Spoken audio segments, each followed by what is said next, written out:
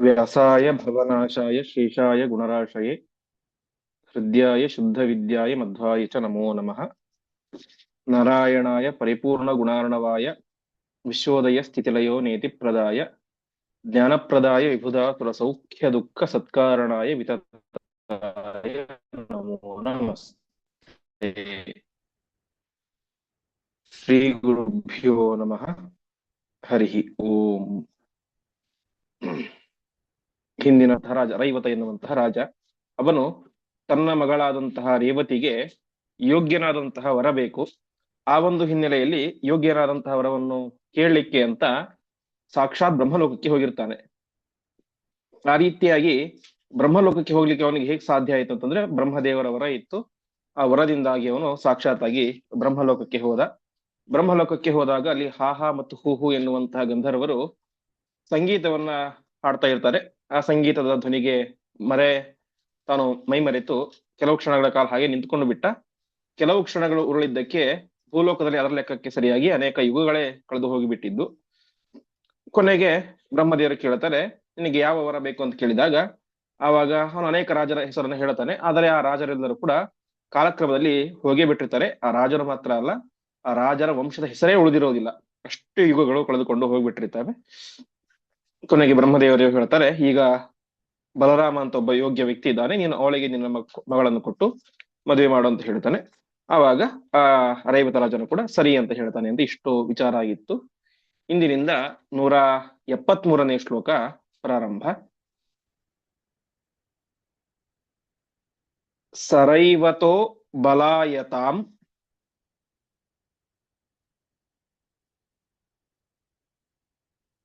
ಪ್ರದಾಯ ಗಂಧಮಾದನಂ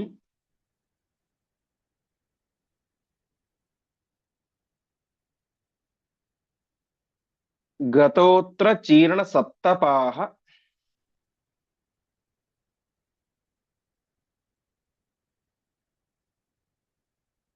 ಅವಾಪ ಕೇಶವಾಂತಿಕಂ.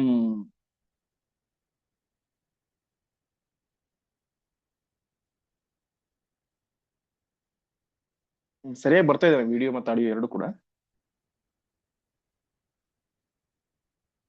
ಬರ್ತದೆ ಬರ್ತದೆ ಬರ್ತದೆ ಸರಿ ಬರ್ತದೆ. ಪದಚ್ಛೇದ. ನೆಕ್ಸ್ಟ್ ಶ್ಲೋಕ ಹೇಳ್ಬೋಣ. ಬಲೋಪಿತಾಂ ಪುರಾತನ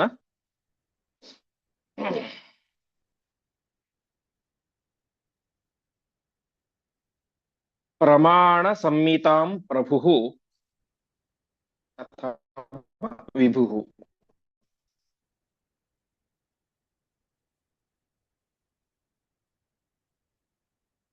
ಹಲೇನ ಚಾತ್ಮನಾ ಸಮಾಂ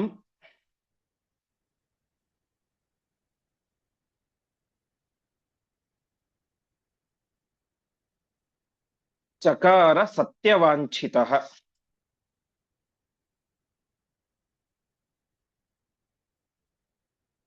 ಒಂದೇ ಒಂದು ನಿಮಿಷ, ಸ್ವಲ್ಪ ನೆಟ್ವರ್ಕ್ ಇದೆ, ಸರಿ ಮಾಡ್ತೀನಿ.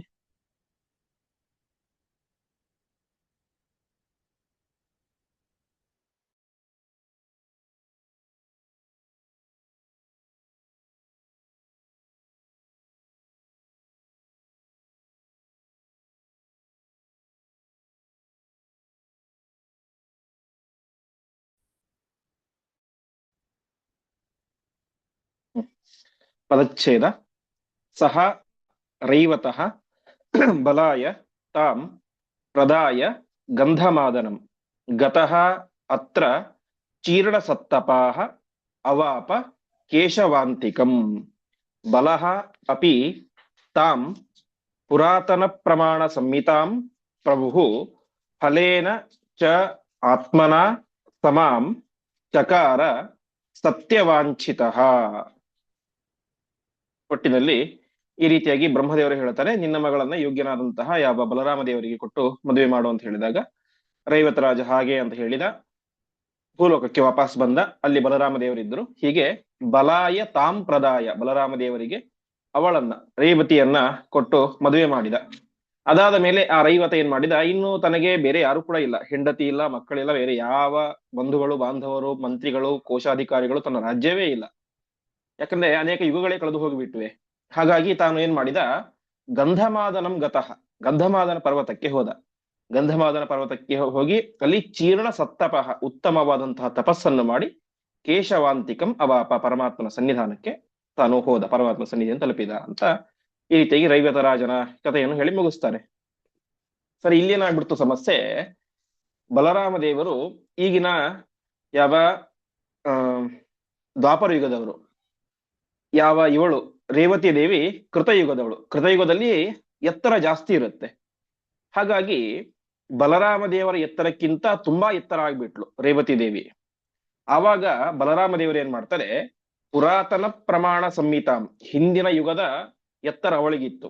ಹಾಗಾಗಿ ವಿಭುಹು ಸರ್ವಸಮರ್ಥರಾದಂತಹ ಬಲರಾಮ ದೇವರು ಏನ್ ಮಾಡ್ತಾರೆ, ಹಲೇನ ತಮ್ಮ ನೇಗಲನ್ನ ಅವಳ ಹೆಗಲಿಗೆ ಹಾಕಿ ಎಳಿತಾರೆ ಅಂತೆ.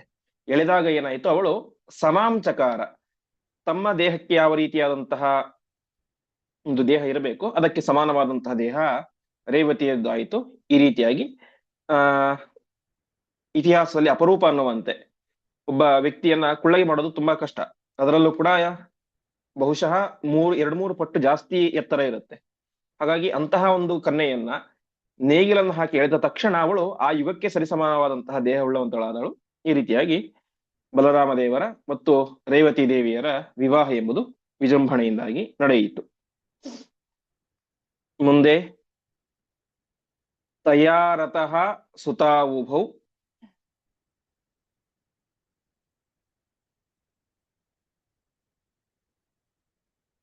ಶಠೋಲ್ಮುಖಾಭಿಧಾವಧಾತ್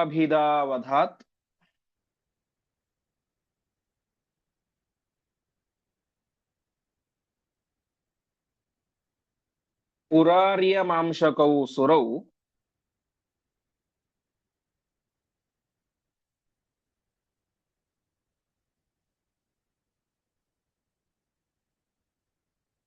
ಉದಾರಚೇಷ್ಟಿತೋ ಬಲಃ.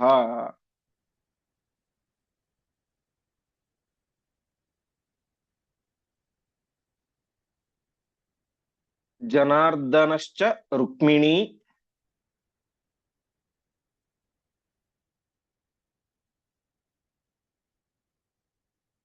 ಕರಂ ಶುಭೇದಿನೇ ಗ್ರಹೀ.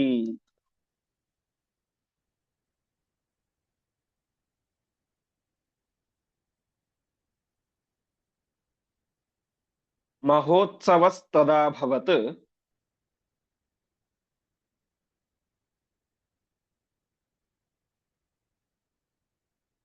ಕುಶಸ್ಥಲಿ ನಿವಾಸಿನಾಂ.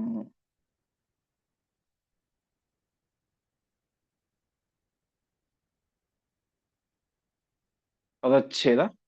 ತಯಾ ರತಃ ಸುತೌ ಉಭೌ ಶಠೋಲ್ಮಕಾಭಿಧೌ ಅವಧಾತ್ ಪುರ ಅರ್ಯಮಾಂಶಕೌ ಸುರೌ ಉದಾರಚೇಷ್ಟಿತಃ ಬಲಃ. ಜನಾರ್ದನಃ ಚ ರುಕ್ಮಿಣೀಕರಂ ಶುಭೇ ದಿನೇ ಅಗ್ರಹೀತ್.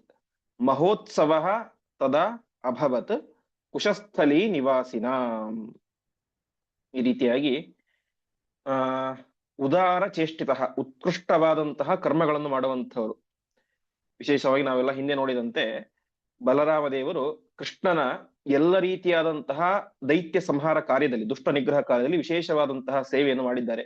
ಅನೇಕ ದುಷ್ಟರ ಸಂಹಾರವನ್ನ ತಾವು ಮಾಡಿದ್ದಾರೆ. ಅಂತಹ ಉದಾರ ಚೇಷ್ಟಿತ, ಉತ್ಕೃಷ್ಟವಾದಂತಹ ಕರ್ಮಗಳನ್ನು ಮಾಡುವಂತಹ ಯಾವ ಬಲರಾಮ ದೇವರು ತಯಾರತಃ ಆ ರೇವತಿ ದೇವನಿಗೆ ಉತ್ತಮವಾದಂತಹ ಭೋಗವನ್ನು ಮಾಡಿ ಇಬ್ಬರು ಮಕ್ಕಳನ್ನ ಪಡೆದರು. ಅವ್ರು ಯಾರು ಅಂತಂದ್ರೆ ಒಬ್ಬ ಶಠ, ಇನ್ನೊಬ್ಬ ಉಲ್ಮುಖ ಅಂತ. ಶಠ ಮತ್ತು ಉಲ್ಮುಖ ಎನ್ನುವಂತಹ ಮಕ್ಕಳನ್ನು ಪಡೆದರು. ಅವರಿಬ್ಬರು ಯಾರು ಅಂತಂದ್ರೆ ಪುರ ಅರ್ಯಮಾಂಶಕೌ. ಹಿಂದೆ ಅವ್ರೇನಾಗಿದ್ರು, ಅರ್ಯಮ ಮತ್ತು ಅಂಶ ಎನ್ನುವಂತಹ ಇಬ್ಬರು ದೇವತೆಗಳು, ಅರ್ಯಮ ಮತ್ತು ಅಂಶ ಎನ್ನುವಂತಹ ದೇವತೆಗಳು, ಅವರಿಬ್ಬರು ಕೂಡ ಇಲ್ಲಿ ಏನಾಗಿದ್ದಾರೆ, ಶಠ ಮತ್ತು ಉಲ್ಮುಖ ಎನ್ನುವಂತಹ ಹೆಸರಿನಲ್ಲಿ ಬಲರಾಮ ಮತ್ತು ರೇವತಿ ದೇವಿಯರ ಮಕ್ಕಳಾಗಿ ಹುಟ್ಟಿದ್ದಾರೆ. ವ್ಯಾಖ್ಯಾನಕಾರರು ಹೇಳುವಂತೆ ಇವರಿಬ್ಬರು ಕೂಡ ದ್ವಾದಶ ಆದಿತ್ಯರಲ್ಲಿ ಇಬ್ಬರು, 12 ಜನ ದ್ವಾದಶಾದಿತ್ಯರು. ಅವರಿಬ್ಬರಲ್ಲಿ 12 ಜನರಲ್ಲಿ ಇಬ್ಬರು ಶಠ, ಯಾವ ಅರ್ಯಮ ಮತ್ತು ಅಂಶ ಅಂತ. ಆ ಅರ್ಯಮ ಮತ್ತು ಅಂಶ ಎನ್ನುವಂತಹ ದೇವತೆಗಳು ಶಠ ಮತ್ತು ಉಲ್ಮುಖ ಎನ್ನುವಂತ ಹೆಸರಿನಲ್ಲಿ ಬಲರಾಮ ಮತ್ತು ರೇವತಿ ಪುತ್ರರಾಗಿ ಹುಡ್ತಾ ಇದ್ದಾರೆ. ಇಷ್ಟ ಆಯಿತು. ಇದು ಯಾವಾಗ ಆಗಿದ್ದು? ಕೃಷ್ಣ ಮತ್ತು ರುಕ್ಮಿಣಿಯರ ವಿವಾಹಕ್ಕಿಂತ ಮುಂಚೆ ಆದಂತಹ ಘಟನೆ, ಅದನ್ನು ಆಚಾರ್ಯರಿಗೆ ಹೇಳಿದ್ರು. ಇದಾದ ಮೇಲೆ ಪ್ರಸ್ತುತ ಈಗ ನಾವು ಹಿಂದೆ ನೋಡಿದಂತೆ ರುಕ್ಮಿಣಿಯನ್ನ ಶ್ರೀಕೃಷ್ಣ ಪರಮಾತ್ಮ ದ್ವಾರಕಾಪಟ್ಟಣಕ್ಕೆ ಕರೆದುಕೊಂಡು ಬಂದಿದ್ದ. ಅಂತಹ ಜನಾರ್ದನ, ಇನ್ನೊಬ್ಬರ ಜನ್ಮವನ್ನು ನಾಶ ಮಾಡುವಂತಹ ಆ ಶ್ರೀಕೃಷ್ಣ ಪರಮಾತ್ಮ ತಾನೇ ಮಾಡಿದ ಶುಭೇ ದಿನೆ, ಉತ್ತಮವಾದಂತಹ ಮುಹೂರ್ತದಲ್ಲಿ ರುಕ್ಮಿಣೀಕರಂ ಅಗ್ರಹೀತ್, ರುಕ್ಮಿಣಿ ದೇವಿಯನ್ನ ಪಾಣಿಗ್ರಹಣವನ್ನು ಮಾಡ್ತಾ ಇದ್ದಾನೆ. ಪರಮಾತ್ಮನು ಕೂಡ ಒಳ್ಳೆ ಮುಹೂರ್ತ ನೋಡಿದ. ಮುಹೂರ್ತ ಎಲ್ಲ ಯಾರಿಗೆ? ನಮ್ಮ ನಿಮ್ಮಂಥವರಿಗೆ, ಸಾಮಾನ್ಯರಿಗೆ ಜೀವನ ಚೆನ್ನಾಗಿರ್ಲಿ, ಆ ಮುಹೂರ್ತದಲ್ಲಿ ಏನಾದ್ರೂ ದೋಷ ಇದ್ರೆ ಅದರಿಂದ ನಮಗೆ ದೋಷ ತಟ್ಟತ್ತೆ ಅಂತ ಒಳ್ಳೆಯ ದಿವಸವನ್ನು ನೋಡಿ ನಾವು ಮಂಗಳ ಕಾರ್ಯಗಳನ್ನು ಮಾಡ್ಕೊಳ್ತೇವೆ. ಆದರೆ ಪರಮಾತ್ಮ ಅವನು ಯಾವುದೇ ರೀತಿಯಾದಂತಹ ದೋಷ ಇಲ್ಲದೆ ಇರುವಂತಹ ವ್ಯಕ್ತಿ. ರುಕ್ಮಿಣಿ ದೇವಿಯು ಅಷ್ಟೇ. ವಿಶೇಷವಾಗಿ ನಾವು ಮಂಗಳಾಷ್ಟಕದಲ್ಲಿ ಕೊನೆಗೆ ಹೇಳುವಂತೆ ತದೇವ ಲಗ್ನಂ ಸೃಜನಂ ತದೇವ ತಾರಾಬಲಂ ಚಂದ್ರಬಲಂ ತದೇವ ವಿದ್ಯಾಬಲಂ ದೈವ ಬಲಂ ತದೇವ ಲಕ್ಷ್ಮೀಪತೆ ತೇಂಘ್ರಿ ಯುಗಂ ಸ್ಮರಾಮಿ ಅಂತ ಪರಮಾತ್ಮನ ಸ್ಮರಣೆ ಮಾಡಿದರೆ ಎಲ್ಲ ಮುಹೂರ್ತಗಳು ಕೂಡ ಶುಭ ಮುಹೂರ್ತಗಳಾಗ್ತವೆ ಅಂತ ಹೇಳ್ತಾರೆ. ಅಂತಹದರಲ್ಲಿ ಪರಮಾತ್ಮ ತಾನೇ ಮಾಡಿದ ಒಳ್ಳೆಯ ಮುಹೂರ್ತವನ್ನ ನಿಶ್ಚಯ ಮಾಡಿಕೊಂಡು ಮದುವೆ ಮಾಡಿಕೊಂಡ. ಇದರಿಂದ ಕೊಡುವಂತಹ ಸಂದೇಶ ಏನು ಅಂತಂದ್ರೆ, ನಿತ್ಯಾಭಿಯೋಗಿನಿಗಳಾದಂತಹ ಸರ್ವೋತ್ತಮನಾದಂತಹ ಶ್ರೀಕೃಷ್ಣ ಪರಮಾತ್ಮನೇನೆ ಮುಹೂರ್ತ ನೋಡಿ ಮದುವೆ ಮಾಡಿಕೊಂಡ. ಹಾಗಾಗಿ ಉಳಿದವರೆಲ್ಲರೂ ಕೂಡ ಅದೇ ರೀತಿಯಾಗಿ ಮುಹೂರ್ತಗಳನ್ನು ಚೆನ್ನಾಗಿ ನೋಡಿಕೊಂಡೇ ಮದುವೆ ಆಗಬೇಕು ಅಂತ ಜಗತ್ತಿಗೆ ಒಂದು ಸಂದೇಶವನ್ನು ಕೊಡ್ಲಿಕ್ಕೋಸ್ಕರ ಪುರಾಣದಲ್ಲಿ ಹೇಳುವಂತೆ ಮರ್ತ್ಯಾವತಾರಸ್ತಿಹ ಮರ್ತ್ಯ ಶಿಕ್ಷಣಂ ರಕ್ಷೋವಧ ಏವ ನ ಕೇವಲ ವಿಭೋ ಅಂತ ಪರಮಾತ್ಮ ಮನುಷ್ಯನಾಗಿ ಅವತಾರ ಮಾಡೋದು ಕೇವಲ ದುಷ್ಟ ಸಂಹಾರಕ್ಕಲ್ಲ, ಮನುಷ್ಯರಿಗೆ ಶಿಕ್ಷಣವನ್ನು ಕೊಡ್ಲಿಕ್ಕೋಸ್ಕರ ಅಂತ. ಹಾಗಾಗಿ ಆಚಾರ್ಯರು ಅದನ್ನ ಶುಭೇ ದಿನೆ, ಮಂಗಳಕರವಾದಂತಹ ದಿವಸದಲ್ಲಿ ರುಕ್ಮಿಣಿ ದೇವಿಯ ಪಾಣಿಗ್ರಹಣವನ್ನ ಪರಮಾತ್ಮ ಮಾಡಿದ. ರುಕ್ಮಿಣಿ ಕರಂ, ರುಕ್ಮಿಣಿ ದೇವಿಯ ಕರವನ್ನ ಪರಮಾತ್ಮ ಹಿಡಿದುಕೊಂಡ. ಆ ಸಂದರ್ಭದಲ್ಲಿ ಏನಾಯ್ತು, ಕುಶಸ್ಥಲಿ ನಿವಾಸಿನ, ಆ ದ್ವಾರಕಾ ಪಟ್ಟಣದಲ್ಲಿ ವಾಸವಾದಂತ ಎಲ್ಲ ಜನರಿಗೂ ಕೂಡ ಮಹೋತ್ಸವ, ದೊಡ್ಡ ಹಬ್ಬ ಆದಂತೆ ಆಯಿತು ಅಂತೆ. ಶ್ರೀಕೃಷ್ಣ ಪರಮಾತ್ಮನನ್ನ ಬಾಲ್ಯದಿಂದಲೂ ಕೂಡ ಆರಾಧಿಸಿಕೊಂಡು ಬಂದಂತಹ, ಪ್ರೀತಿಸಿಕೊಂಡು ಬಂದಂತಹ ಜನರು ಆ ದ್ವಾರಕಾ ಪಟ್ಟಣದ ಜನರು. ಅಂತಹ ತಮ್ಮ ಪ್ರೀತಿಯ ಕೃಷ್ಣನಿಗೆ ಮದುವೆ ಆಗ್ತಾ ಇದೆ ಅಂತ ಎಲ್ಲರೂ ಕೂಡ ವಿಶೇಷವಾದಂತಹ ಸಂಭ್ರಮವನ್ನ ಅಲ್ಲಿ ಆಚರಣೆ ಮಾಡ್ತಾ ಇದ್ದಾರೆ. ಹೀಗೆ ಕ್ಷೀರಸಾಗರದಲ್ಲಿ ವಾಸ ಮಾಡ್ತಾ ಇದ್ದಂತಹ ಲಕ್ಷ್ಮೀನಾರಾಯಣರಿಬ್ಬರು ಕೂಡ ಇವತ್ತು ಎಲ್ಲಿ ಮದುವೆ ಆದ್ರು? ಆ ದ್ವಾರಕೆಯ ಸಮುದ್ರದ ಮಧ್ಯದಲ್ಲಿರುವಂತಹ ದ್ವಾರಕಾ ಪಟ್ಟಣದಲ್ಲಿ ವಿವಾಹವನ್ನ ಆದರು. ಮುಂದೆ ಚತುರ್ಮುಖೇಶ ಪೂರ್ವಕಾಹ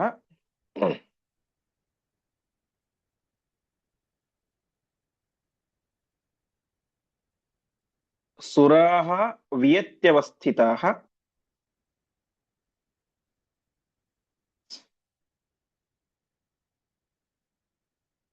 ಪ್ರತುಷ್ಟುವುಃ ಜನಾರ್ದನಂ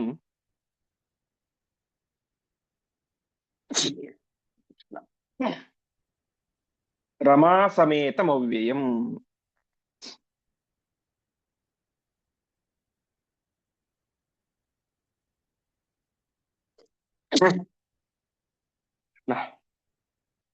ಮುನೀಂದ್ರ ದೇವ ಗಾಯಕಾದಯಃ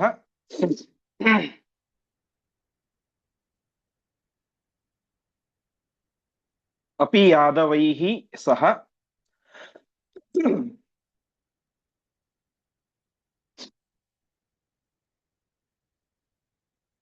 ವಿಚೇರು ವೃತ್ತಮೋತ್ಸವೇ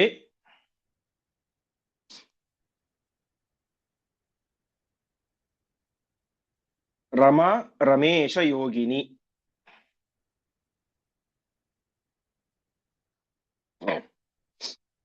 ಪದಚ್ಛೇದ. ಚತುರ್ಮುಖೇಶ ಪೂರ್ವಕಾಃ ಸುರಾಃ ವಿಯತಿ ಅವಸ್ಥಿತಾಃ ಪ್ರತುಷ್ಟುವುಃ ಜನಾರ್ದನಂ ರಮಾ ಸಮೇತಂ ಅವ್ಯಯಂ. ಮುನೀಂದ್ರ ದೇವ ಗಾಯಕಾದಯಃ ಅಪಿ ಯಾದವೈಃ ಸಹ ವಿಚೇರುಃ ಉತ್ತಮೋತ್ಸವೆ ರಮಾ ರಮೇಶ ಯೋಗಿನಿ. ಆ ಸಂದರ್ಭದಲ್ಲಿ ಏನಾಯ್ತು, ಸಾಮಾನ್ಯ ದ್ವಾರಕಾಪಟ್ಟಣದ ವಾಸಿಗಳಿಗೇನೆ ಇಷ್ಟು ಸಂತೋಷ ಆಯಿತು ಅಂತಂದ್ರೆ ದೇವಾನುದೇವತೆಗಳು ಭಾರಿ ಸಂತೋಷ ಪಟ್ಟರು. ಹೀಗೆ ಚತುರ್ಮುಖ ಈಶಪೂರ್ವಕ, ಚತುರ್ಮುಖ ಬ್ರಹ್ಮದೇವರು ಮತ್ತು ಈಶಾನ್ಯ ರುದ್ರದೇವರು ಇವರೇ ಮೊದಲಾದಂತಹ ಎಲ್ಲ ದೇವಾನುದೇವತೆಗಳು ಕೂಡ ವಿಯತಿ ಅವಸ್ಥಿತ. ವಿ ಅಂತಂದ್ರೆ ಆಕಾಶ, ವಿಯತಿ ಅಂತಂದ್ರೆ ಆಕಾಶದಲ್ಲಿ, ವಿಯತ್ ಅಂತಂದ್ರೆ ಆಕಾಶ. ಅದಕ್ಕೆ ಯಾಕೆ ಆ ರೀತಿ ಕರೀತಾರೆ ಅಂತಂದ್ರೆ ವಿಪಕ್ಷಿ ಪರಮಾತ್ಮನೋಹ ಅಂತ ಕೋಶ. ವಿ ಎನ್ನುವಂತಹ ಅಕ್ಷರಕ್ಕೆ ಒಂದು ಪಕ್ಷಿ ಅಂತ ಅರ್ಥ ಇದೆ. ಇನ್ನೊಂದು ಪರಮಾತ್ಮ ಅಂತ ಅರ್ಥ ಇದೆ. ಸೊ ಈಗ ವಿ ಅಂತಂದ್ರೆ ಪಕ್ಷಿ, ಪ್ರಕೃತದಲ್ಲಿ. ವಿಯತ್ ಅಂತಂದ್ರೆ ಎಲ್ಲಿ ಪಕ್ಷಿಗಳು ಹಾರಾಡ್ತಾವೋ ಅದು ವಿಯತ್ ಅಂತ. ಹೀಗೆ ಆಕಾಶದಲ್ಲಿ ನಿಂತುಕೊಂಡು ವಿಯತಿ ಅವಸ್ಥಿತ, ಆಕಾಶದಲ್ಲಿ ನಿಂತುಕೊಂಡು ಎಲ್ಲ ದೇವಾನ ದೇವತೆಗಳು ಕೂಡ ತಾವೇ ಮಾಡಿದ್ರು ರಮಾ ಸಮೇತಂ, ಲಕ್ಷ್ಮಿಯೊಂದಿಗೆ ಕೂಡಿದಂತಹ, ಅರ್ಥಾತ್ ರುಕ್ಮಿಣಿ ದೇವಿಯೊಂದಿಗೆ ಕೂಡಿದಂತಹ ಜನಾರ್ದನಂ, ಪರಮಾತ್ಮನನ್ನ, ಅವನೆಂಥವನು ಅವ್ಯಯ ನಾಶರಹಿತನಾದಂತಹ ಶ್ರೀಕೃಷ್ಣ ಪರಮಾತ್ಮನನ್ನ ಪ್ರತುಷ್ಟವು ವಿಶೇಷವಾಗಿ ಸ್ತೋತ್ರ ಮಾಡ್ತಾ ಇದ್ದಾರೆ. ಹೀಗೆ ಪರಮಾತ್ಮನ ವಿವಾಹ ಸಂದರ್ಭದಲ್ಲಿ ಬ್ರಹ್ಮಾದಿ ದೇವತೆಗಳು ಆಕಾಶದಲ್ಲಿ ನಿಂತುಕೊಂಡು ಪರಮಾತ್ಮನ ಸ್ತೋತ್ರವನ್ನು ಮಾಡಿದರು. ಇವರೆಲ್ಲರೂ ಕೂಡ ಏನ್ ಮಾಡಿದ್ರು, ಆಕಾಶದಲ್ಲಿ ನಿಂತುಕೊಂಡು ಸ್ತೋತ್ರ ಮಾಡಿದರು, ಭೂಮಿಗೇನು ಬರ್ಲಿಲ್ಲ. ಆದರೆ ಮುನೀಂದ್ರ ದೇವಕಾದಯ, ಮುನೀಂದ್ರರು ಅಂದ್ರೆ ಶ್ರೇಷ್ಠ ಋಷಿಗಳು, ದೇವಗಾಯಕ ಕೆಲವು ಗಂಧರ್ವರೇನ್ ಮಾಡಿದ್ರು, ಅವರೆಲ್ಲರೂ ಕೂಡ ಯಾದವೈಹಿ ಸಹ, ಎಲ್ಲ ಯಾದವರೊಟ್ಟಿಗೆ ಸೇರಿಕೊಂಡು ರಮಾ ರಮೇಶ ಯೋಗಿನಿ ಉತ್ತಮೋತ್ಸವೆ, ಪರಮಾತ್ಮ ಮತ್ತು ಲಕ್ಷ್ಮೀ ದೇವಿಯರ ಒಂದು ವಿವಾಹದ ಈ ಸಂದರ್ಭದಲ್ಲಿ ತಾವೇನ್ ಮಾಡಿದ್ರು, ವಿಚೇರು, ಎಲ್ಲ ಕಡೆಗೆ ಓಡಾಡಿಕೊಂಡು ಇದ್ರು. ಅರ್ಥಾತ್ ವಿವಾಹದಲ್ಲಿ ಹೇಗೆ ಎಲ್ಲರೂ ಸೇರಿಕೊಂಡು ಓಡಾಡಿಕೊಂಡು ವಿವಾಹದ ಕಾರ್ಯವನ್ನು ನೆರವೇರಿಸ್ತಾರೋ ಹಾಗೆ ಎಲ್ಲ ಋಷಿಗಳು ಮತ್ತು ಗಂಧರ್ವರು, ಯಾದವರು ಎಲ್ಲರೂ ಕೂಡ ಸೇರಿಕೊಂಡು ಆ ಪರಮಾತ್ಮನ ವಿವಾಹ ಮಹೋತ್ಸವದಲ್ಲಿ ಭಾಗಿಗಳಾಗಿ ತಾವು ಪುಣ್ಯವನ್ನ ಸಂಪಾದನೆ ಮಾಡಿಕೊಂಡ್ರು. ಮುಂದೆ ಸುರಾಂಶಕಾಶ್ಚ ಯೇ ನೃಪಾಃ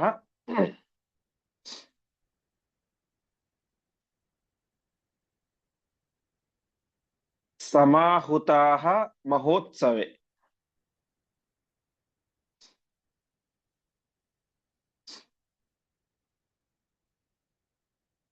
ಸಪಾಂಡವಾಃ ಸಮಾಯಯುಃ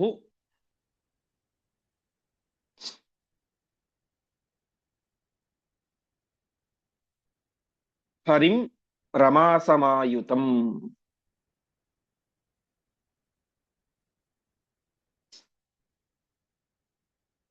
ಸಮಸ್ತ ಲೋಕ ಸುಂದರವು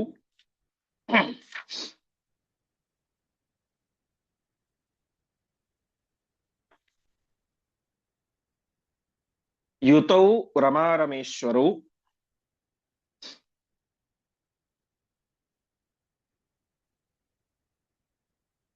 ಸಮೀಕ್ಷ್ಯ ಮೋದಮಾಯಯುಃ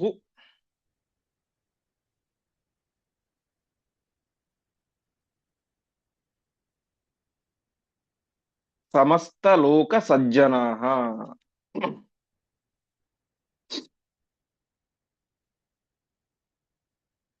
ಪದಚ್ಛೇದ.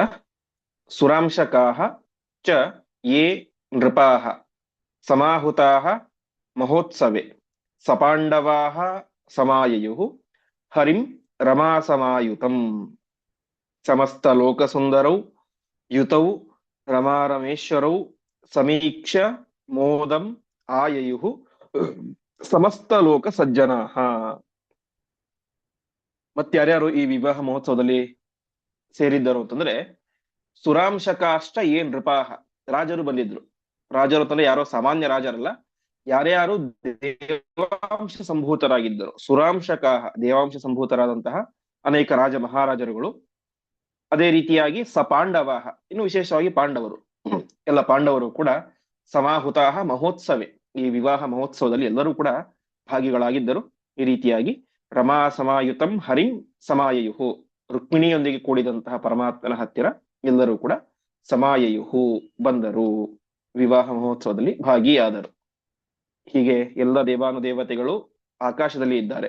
ಇಲ್ಲಿ ಗಂಧರ್ವರು, ಋಷಿಗಳು, ದೇವಾಂಶ ಸಂಭೂತರಾದಂತಹ ರಾಜ ಮಹಾರಾಜರುಗಳು, ಪಾಂಡವರು, ಜೊತೆಗೆ ಯಾದವರು ಎಲ್ಲರೂ ಕೂಡ ಸೇರಿಕೊಂಡು ಸಮಸ್ತ ಲೋಕ ಸುಂದರು ಯುತೌ ರಮಾರಮೇಶ್ವರು, ಸಮಸ್ತ ಲೋಕಗಳಲ್ಲೂ ಕೂಡ ಸುಂದರರು, ಜಗದೇಕ ಸುಂದರನಾದಂತಹ ಪರಮಾತ್ಮ, ಜಗದೇಕ ಸುಂದರಿಯಾದಂತಹ ರುಕ್ಮಿಣಿ ದೇವಿ, ಅಂತಹ ರಮಾ ರಮೇಶ್ವರು ಪರಮಾತ್ಮ ಮತ್ತು ಲಕ್ಷ್ಮೀ ದೇವಿಯನ್ನು ಯುತೌ ಒಟ್ಟಿಗೆ ನೋಡ್ತಾ ಇದ್ದಾರೆ.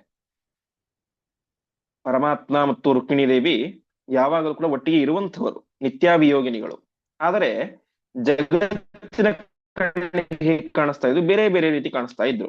ಪರಮಾತ್ಮ ಎಲ್ಲೋ ದ್ವಾರಕೆಯಲ್ಲಿ ಮಥುರಾದಲ್ಲಿ ಇದ್ದ, ರುಕ್ಮಿಣಿ ದೇವಿ ಭೀಷ್ಮಕ ರಾಜನ ಆ ಕುಂಡಿನ ಪುರದಲ್ಲಿ ಇದ್ದಳು. ಹಾಗಾಗಿ ಇವತ್ತೇನಾದ್ರು ಜಗತ್ತಿನ ಕಣ್ಣಿಗೆ ಅವರು ಯುತವು ಒಟ್ಟಿಗೆ ಇದ್ದಂತೆ ಕಾಣಿಸಿಕೊಂಡರು.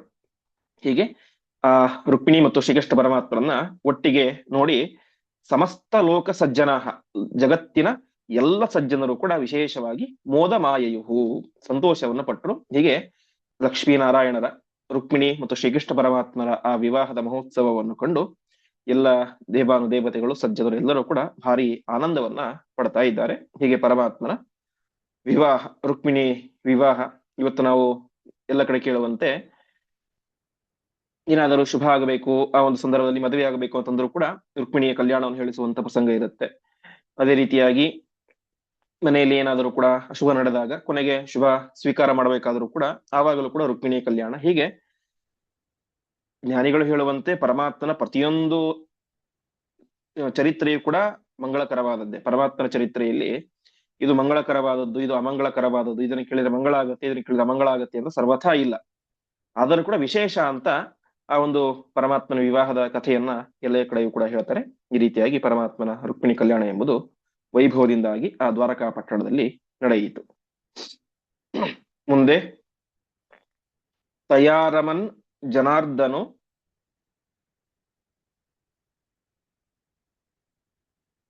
ವಿಯೋಗ ಶೂನ್ಯಯಾಸದ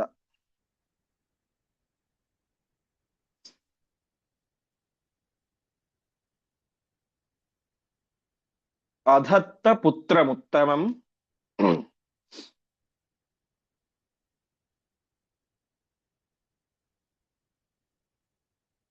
ಮನೋಭವಂ ಪುರಾತನಂ.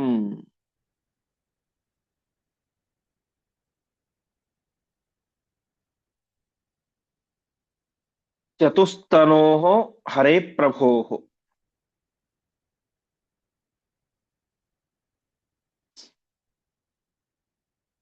ತೃತೀಯ ರೂಪ ಸಂಯುತಃ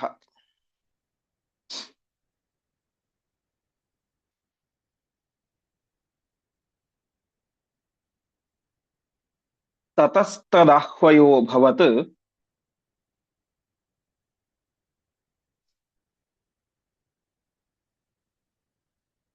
ಸರುಗ್ಮಿಣಿ ಸುತೋ ಬಲಿ.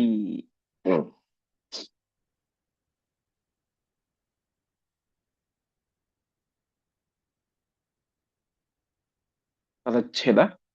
ತಯ ರಮನ್ ಜನಾರ್ದನಃ ವಿಯೋಗ ಶೂನ್ಯಯಾ ಸದ ಅಧತ್ತ ಪುತ್ರಂ ಉತ್ತಮಂ ಮನೋಭವಂ ಪುರಾತನಂ.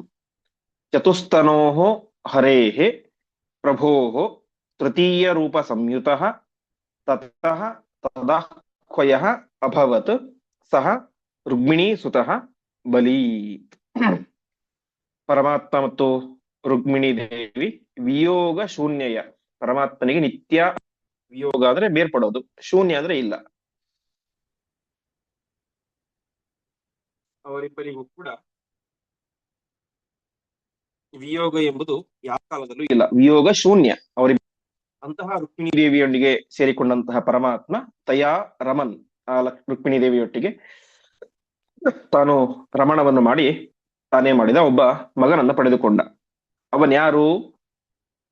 ಮನೋಭವಂ ಪುರಾತನಂ, ಹಿಂದೆ ಯಾರು ಮನ್ಮಥ ಅಂತ ಇದ್ನಲ್ಲ, ಆ ಮನ್ಮಥನನ್ನೇ ತಾನೇ ಮಾಡಿದ, ಇಲ್ಲಿ ಮಗನನ್ನಾಗಿ ಪಡೆದುಕೊಂಡ.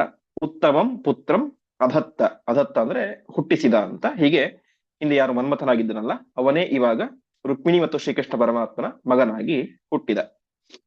ಅವನ ಹೆಸರೇನು ಅಂತ ಹೇಳ್ತಾ ಇದ್ದಾರೆ. ಚತುಸ್ತನೋಹೋ ಹರೇ ಪ್ರಭೋಹೋ, ಅವನಲ್ಲಿ ಏನಾಗಿತ್ತು? ಚತುಸ್ತನೋಹೋ, ತನು ಅಂತಂದ್ರೆ ಶರೀರ. ಪರಮಾತ್ಮನ 4 ರೂಪಗಳು, ಅನಿರುದ್ಧ, ವಾಸುದೇವ, ಸಂಕರ್ಷಣ, ಪ್ರದ್ಯುಮ್ನ, ಅನಿರುದ್ಧ ಅಂತ. ಆ ಚತುಸ್ತನುಗಳಲ್ಲಿ ಅರ್ಥಾತ್ 4 ರೂಪಗಳ ಆ ಪರಮಾತ್ಮನ ರೂಪಗಳಲ್ಲಿ ತೃತೀಯ ರೂಪ ಸಂಯುತ, 3ನೇ ರೂಪ ಅಂದ್ರೆ ಪ್ರದ್ಯುಮ್ನ ರೂಪ. 4 ರೂಪಗಳಲ್ಲಿ, ವ್ಯೂಹ ರೂಪಗಳಲ್ಲಿ, ವಾಸುದೇವ, ಸಂಕರ್ಷಣ, ಪ್ರದ್ಯುಮ್ನ, ಅನಿರುದ್ಧ ಎನ್ನುವಂತಹ ವ್ಯೂಹ ರೂಪಗಳಲ್ಲಿ 3ನೇ ರೂಪ ಪ್ರದ್ಯುಮ್ನ ರೂಪ ಅದೇನಾಗಿತ್ತು? ಆ ಈ ವ್ಯಕ್ತಿಯಲ್ಲಿ ಅರ್ಥಾತ್ ಮನ್ಮಥಯಲ್ಲಿ ಹುಟ್ಟಿದ್ದರಲ್ಲ, ಅಲ್ಲಿ ಆ ಪ್ರದ್ಯುಮ್ನ ರೂಪಿಯಾದಂತಹ ಪರಮಾತ್ಮನ ವಿಶೇಷ ಸನ್ನಿಧಾನ ಇತ್ತು. ಹಾಗಾಗಿ ಏನಾಯ್ತು, ಆ ರುಕ್ಮಿಣಿ ಮಗನಾದಂತಹ ಬಲಿ, ರುಕ್ಮಿಣಿ ಸುತಃ ಬಲಿ, ಪರಾಕ್ರಮಿಯಾದಂತಹ ರುಕ್ಮಿಣಿಯ ಮಗ, ತದಾಹ್ವಯ ಅಭವತ್, ಆಹ್ವಯ ಅಂದ್ರೆ ಹೆಸರು, ಇದೇ ಹೆಸರನ್ನ ಇಟ್ಟುಕೊಂಡ ಅಂತ. ಅರ್ಥಾತ್ ಪ್ರದ್ಯುಮ್ನ ಎನ್ನುವಂತಹ ಪರಮಾತ್ಮನ ಆ ರೂಪದ ವಿಶೇಷ ಸನ್ನಿಧಾನ ಆ ಮಗನಲ್ಲಿ ಇತ್ತು. ಹಾಗಾಗಿ ಅವನನ್ನ ಪ್ರದ್ಯುಮ್ನ ಎನ್ನುವಂತ ಹೆಸರಿನಿಂದಾಗಿ ನಾಮಕರಣವನ್ನು ಮಾಡ್ತಾರೆ. ಹೀಗೆ ಮನ್ಮಥ ತಾನು ಪ್ರದ್ಯುಮ್ನ ರೂಪಿಯಾದಂತಹ ಪರಮಾತ್ಮನ ವಿಶೇಷ ಆವೇಶದಿಂದಾಗಿ ಕೂಡಿಕೊಂಡು ಸಾಕ್ಷಾತ್ ಶ್ರೀಕೃಷ್ಣ ಪರಮಾತ್ಮ ಮತ್ತು ರುಕ್ಮಿಣಿ ದೇವಿಯರಲ್ಲಿ ತಾನು ಮಗನಾಗಿ ಹುಟ್ಟಿದ ಪ್ರದ್ಯುಮ್ನ ಎಂಬುದಾಗಿಯೇ ಪ್ರಖ್ಯಾತನಾದ. ಮುಂದೆ ಪುರೈವ ಮೃತ್ಯವೇ ವದತ್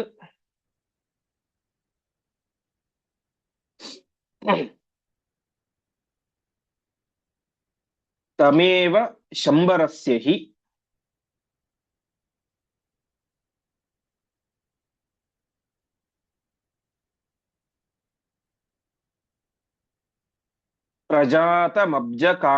ಅಬ್ಜಜಾಂಕಜಃ ಪ್ರಜಾತಮಬ್ಜಜಾಂಕಜಃ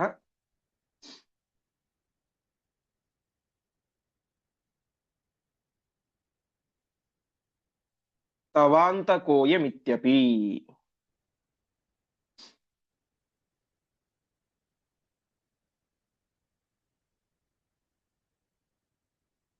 ಸಮಾಯಯ ಹರೇಃ ಸುತಂ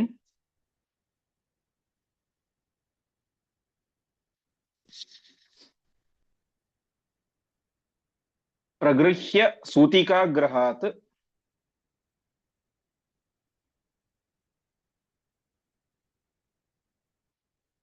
ಅವಾಕ್ಷಿಪನ್ಮಹೋದಧೌ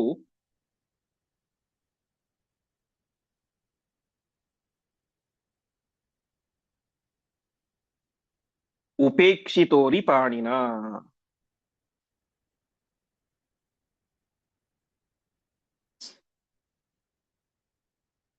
ಪದಚ್ಛೇದ. ಪುರಾ ಏವ ಮೃತ್ಯವೆ ಅವದತ್ ತಂ ಏವ ಶಂಬರಸ್ಯ ಹಿ ಪ್ರಜಾತಂ ಅಬ್ಜಜಾಂಕಜಃ ತವ ಅಂತಕಃ ಅಯಂ ಇತಿ ಅಪಿ. ಸಹ ಮಾಯಯ ಹರೇಃ ಸುತಂ ಪ್ರಗೃಹ್ಯ ಸೂತಿಕಾಗ್ರಹಾತ್ ಅವಾಕ್ಷಿಪತ್ ಮಹೋದಧೌ ಉಪೇಕ್ಷಿತಃ ಅರಿಪಾಣಿನ. ಇಲ್ಲಿ ಒಂದು ವಿಶಿಷ್ಟ ಪ್ರಸಂಗ ನಡೆಯುತ್ತೆ. ಇಲ್ಲಿ ಪ್ರದ್ಯುಮ್ನ ಹುಟ್ಟಿದ್ದಾನೆ. ಪ್ರದ್ಯುಮ್ನ ಹುಟ್ಟುವುದಕ್ಕಿಂತ ಮುಂಚೆ ಏನೆ ಪುರಾ ಏವ ಪ್ರದ್ಯುಮ್ನ ಇಲ್ಲಿ ಹುಟ್ಟೋದಕ್ಕಿಂತ ಮುಂಚೆ ಏನೆ ಅಬ್ಜಜಾಂಕಜಃ. ಅಬ್ಜಜಾಂಕಜ ಅಂತಂದ್ರೆ ನಾರದರು. ಅಬ್ಜಜ ಅಂತಂದ್ರೆ ಅಪ ಅಂದ್ರೆ ನೀರು, ಅದರಲ್ಲಿ ಜ ಅಂದ್ರೆ ಹುಟ್ಟಿರುವುದು. ಅಬ್ಜ ಅಬ್ಜಜ ಆ ಕಮಲದಲ್ಲಿ ಹುಟ್ಟಿದಂಥವ್ರು ಯಾರು? ಬ್ರಹ್ಮದೇವರು.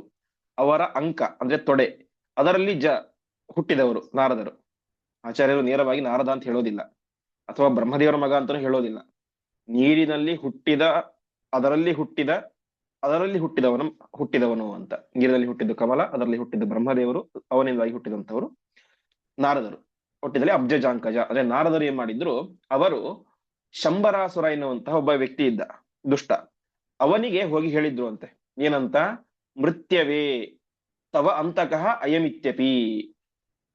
ಮುಂದೆ ಕೃಷ್ಣ ರುಕ್ಮಿಣಿಯರಲ್ಲಿ ಒಬ್ಬ ಮಗ ಹುಟ್ಟುತ್ತೆ. ಆ ಮಗು ನಿನಗೇನಾಗುತ್ತೆ? ತವ ಅಂತಕಃ, ನಿನ್ನನ್ನ ಸಂಹಾರ ಮಾಡ್ತಾನೆ ಅಂತ ಹೇಳಿದ್ರು. ಅದಾದ್ಮೇಲೆ ಪ್ರಜಾತಂ, ಹುಟ್ಟಿದ ಮೇಲೂ ಕೂಡ ಏನ್ ಮಾಡಿದ್ರು, ಇವನೇ ನಿನ್ನ ನಿನ್ನನ್ನು ಸಾಯಿಸ್ತಾನೆ ಅಂತ ನಾರದರು ಹೋಗಿ ಆ ಶಂಬರಾಸುರನಿಗೆ ಎಚ್ಚರಿಕೆಯನ್ನು ಕೊಟ್ಟಿದ್ರು. ಹೀಗೆ ಪ್ರದ್ಯುಮ್ನ ಹುಟ್ಟೋದಕ್ಕಿಂತ ಮುಂಚೆಯೂ ಕೂಡ ನಾರದರು ಶಂಬರಾಸುರನ ಹತ್ರ ಹೋಗಿ, ಮುಂದೆ ರುಕ್ಮಿಣಿಯಲ್ಲಿ ಹುಟ್ಟುವಂತಹ ಮಗು ನಿನ್ನನ್ನು ಕೊಲ್ಲುತ್ತೆ ಅಂತ ಹೇಳಿದ್ರು. ಆ ಮಗು ಹುಟ್ಟಿದ ಮೇಲೂ ಕೂಡ ಇನ್ನೊಂದ್ಸಲ ಎಚ್ಚರಿಕೆ ಕೊಡ್ಬೇಕಲ್ಲ, ಹಾಗಾಗಿ ಮತ್ತೆ ಹೋಗಿ ನಿನ್ನನ್ನು ಸಾಯಿಸುವಂತಹ ಮಗು ಹುಟ್ಟಿದೆ ಅಂತ ಆ ಶಂಬರಾಸುರ ಎನ್ನುವಂತಹ ದುಷ್ಟನಿಗೆ ಹೋಗಿ ಹೇಳಿದ್ರು. ಹಾಗಾಗಿ ಏನ್ ಮಾಡ್ಬಿಟ್ಟ, ಆ ಶಂಬರಾಸುರ ಒಳ್ಳೆ ಮಾಯಾ ಶಕ್ತಿಗಳು ಇತ್ತವನಲ್ಲಿ. ಅವನೇನ್ ಮಾಡಿದ, ಸ ಮಾಯೆಯ ಹರೇ ಸುತಂ, ತನ್ನ ಮಾಯಾವಿದ್ಯೆಯಿಂದಾಗಿ ನೇರವಾಗಿ ಸೂತಿಕಾ ಗೃಹಕ್ಕೆ, ಅರ್ಥಾತ್ ಪ್ರಸವದ ಮನೆಗೆ ಹೋದಾಗ ಇನ್ನು ನವಜಾತ ಶಿಶು ಯಾರು? ಪ್ರದ್ಯುಮ್ನ. ಹರಿವಂಶದಲ್ಲಿ ಹೇಳುವಂತೆ ತಮ್ ಸಪ್ತರಾತ್ರೇ ಸಂಪೂರ್ಣೆ ನಿಶೀಥೆ ಸೂತಿಕಾಗ್ರಹಾತ್ ಅಂತ ಇನ್ನು 7 ದಿವಸ ಕಳೆದಿದ್ದಿಲ್ಲ. 7 ದಿವಸದ ಶಿಶುವನ್ನ ಆ ಶಂಬರಾಸುರ ಏನ್ ಮಾಡಿದ, ಸೂತಿಕಾಗ್ರಹಾತ್ ಆ ಪ್ರಸವದ ಮನೆಯಿಂದಾಗಿ ಎತ್ತಿಕೊಂಡು ನೇರವಾಗಿ ಮಹೋದಧೌ ಅವಾಕ್ಷಿಪತು. ಸಮುದ್ರ, ದ್ವಾರಕಾಪಟ್ಟಣ ಸಮುದ್ರದ ಸುತ್ತಲೂ, ದ್ವಾರಕಾಪಟ್ಟಣದ ಸುತ್ತಲೂ ಸಮುದ್ರವೇ ಇದೆ. ಆ ದ್ವಾರಕಾಪಟ್ಟಣದ ಸುತ್ತಲೂ ಇರುವಂತಹ ಆ ಸಮುದ್ರದಲ್ಲಿ ತಾನೇ ಮಾಡಿಬಿಟ್ಟ. ಆ ಯಾವ ಮಗುವನ್ನ 7 ದಿವಸದ ಶಿಶುವನ್ನ ಪ್ರದ್ಯುಮ್ನನ್ನ ಬಿಸಾಕಿ ಬಿಟ್ಟ. ಯಾಕೆ ಅಂತಂದ್ರೆ ನಾರದರು ಹೇಳಿದ್ರು ನಿನ್ನ ಮೃತ್ಯು ಅಂತ. ಈ ರೀತಿ ಒಟ್ಟಿಗೆ ಬಿಸಾಕ್ಬಿಟ್ಟ. ಹಾಗಾದ್ರೆ ಕೃಷ್ಣ ಏನ್ ಮಾಡಿದ ಅಂತ. ಕೃಷ್ಣ 7 ದಿವಸದ ತನ್ನ ಮಗುವನ್ನ ಯಾರೋ ಒಬ್ಬ ವ್ಯಕ್ತಿ ಬಂದು ಸಮುದ್ರಕ್ಕೆ ಎತ್ತಿ ಬಿಸಾಕ್ಬೇಕಾದ್ರೆ ತಾನೇನ್ ಮಾಡ್ತಾ ಇದ್ದ ಅಂತಂದ್ರೆ ಉಪೇಕ್ಷಿತ ಅರಿಪಾಣಿನ, ಅರಿಪಾಣಿ ಅಂದ್ರೆ ಚಕ್ರಧಾರಿಯಾದಂತಹ ಶ್ರೀಕೃಷ್ಣ ಅವನನ್ನ ಉಪೇಕ್ಷಿಸಿ ಬಿಟ್ಟಿದ್ದ, ಹಾಗೆ ಇರ್ಲಿ ಅಂತ ಬಿಟ್ಟಿದ್ದ. ಯಾಕೆ ಅಂತಂದ್ರೆ ಅವನು ಎತ್ತಿಕೊಂಡು ಬಿಸಾಕಿದ್ಯಾರನ್ನ ತನ್ನ ಮೃತ್ಯುವನ್ನೇ. ಮುಂದೆ ಆ ಪ್ರದ್ಯುಮ್ನೇ ಆ ಯಾವ ಶಂಬರಾಸುರನನ್ನು ಸಂಹಾರ ಮಾಡ್ತಾನೆ. ಹಾಗಾಗಿ ಪರಮಾತ್ಮ ತನಗೆ ಸಾಮರ್ಥ್ಯವಿದ್ದರೂ ಕೂಡ ತನ್ನ ಮೃತ್ಯುವನ್ನ ತಾನೇ ಕರೆದುಕೊಂಡು ಹೋಗ್ತಾ ಇದ್ದಾನೆ ಎನ್ನುವಂತಹ ಹಿನ್ನೆಲೆಯಲ್ಲಿ ಉಪೇಕ್ಷಿಸಿ ಬಿಟ್ಟಿದ್ದ. ಒಟ್ಟಿನಲ್ಲಿ ಆ ಶಂಬರಾಸುರ ತಾನೇ ಮಾಡಿದ 7 ದಿವಸದ ಆ ಶಿಶುವನ್ನ ನೇರವಾಗಿ ತೆಗೆದುಕೊಂಡು ಹೋಗಿ ಸಮುದ್ರಕ್ಕೆ ಬಿಸಾಕಿದ. ಮುಂದೆ ಮತ್ತೆ ಏನಾಯ್ತು ಅನ್ನುವಂಥ ವಿಚಾರವನ್ನ ನಾಳೆಯ ಪಾಠದಲ್ಲಿ ನೋಡೋಣ ಎಂಬುದಾಗಿ ಹೇಳ್ತಾ ಇಂದಿನ ಪಾಠವನ್ನ ಶ್ರೀಕೃಷ್ಣಾರ್ಪಣಮಸ್ತು.